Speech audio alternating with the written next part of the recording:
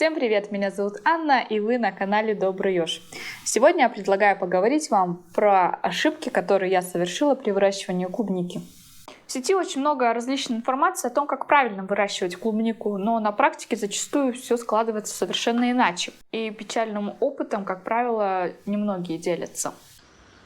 Эх вы, жизни не нюхали, а я цельное лето. Цельное лето, утром покос, вечером надои. Опыта в выращивании данной культуры у меня не было, и на граблях я поплясала от души. Итак, первая ошибка – закупка некачественной рассады.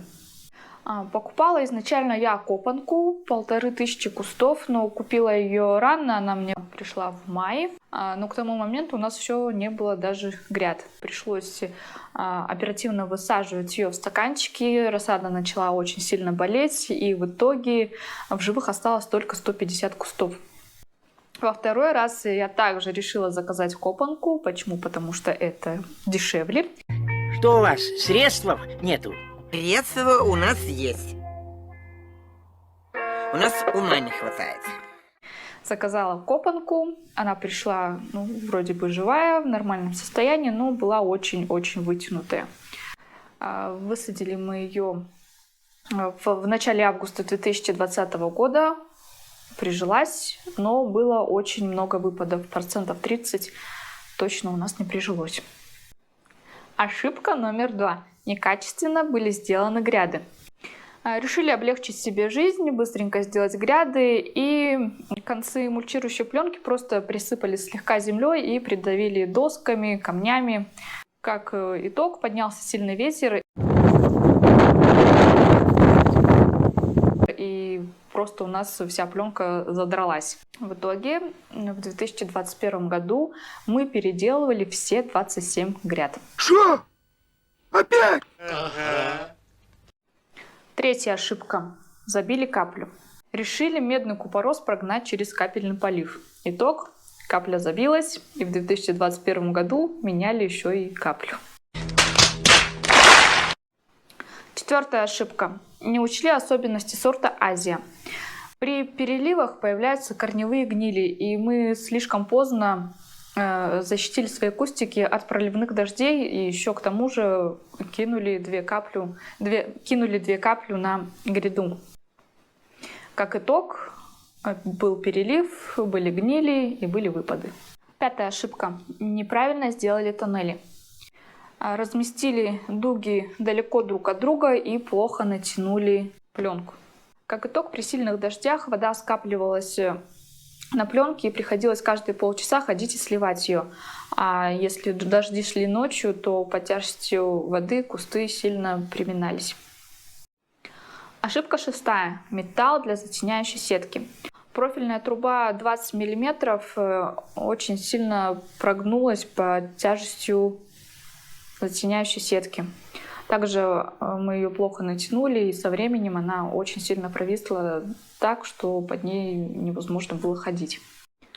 Ошибка 7. Несвоевременная обработка от вредителей и болезней. В начале пути я даже понятия не имела, как обрабатывать, чем, когда, зачем и почему. В интернете очень много информации, начиная от танцев с бубном, заканчивая тяжелой химией. Страшно, очень страшно. Мы не знаем, что это такое. Если бы мы знали, что это такое, мы не знаем, что это такое. Поэтому средства защиты растений я брала практически вслепую. Плюс погодные условия не всегда позволяют обработать растения вовремя. 8. ошибка. Питание.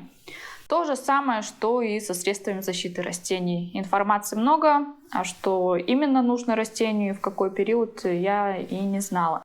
Кормила клубнику по схемам из интернета, не сдавая воду и почву на анализы. Ладно, и так сойдет. 9. ошибка. Вот говорят же, жадность фраера погубит, но я решила угнаться за 2 зайцами. Решила и ягоду собрать, и рассаду поставить. Как итог, мелкая ягода и мало усов. 10. ошибка. Это даже не ошибка, а чисто мои наблюдения. Усы для рассады точно нужно брать с кустов первого года. В этом году мне катастрофически не хватало усов, и я решила взять усы с кустов второго года. и поставила рассаду.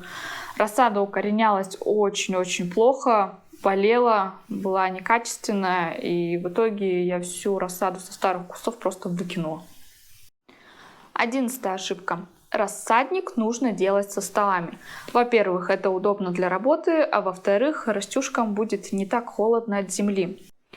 В Иркутской области очень холодное лето, и температуры ночью достигают плюс 7, плюс 10 градусов. 12-я ошибка. Солома. Решили облегчить себе работу, и чтобы меньше пропалывать траву, приняли решение все застелить соломой. Но в соломе оказалось очень много семян ячменя и гороха, и по итогу вы сами видите, что у нас произошло. Поздравляю тебя, Шаль. Ты балбес. Как видите, ошибок было совершено очень много. Но я нисколечки не расстраиваюсь, потому что ошибки помогают нам расти. И не совершает ошибок только тот, кто ничего не делает. Прошу меня строго не судить, я только учусь на своих ошибках. Ну а если вам понравилось видео, ставьте лайки и подписывайтесь на канал, ведь дальше у нас сезон и будет очень много чего интересного.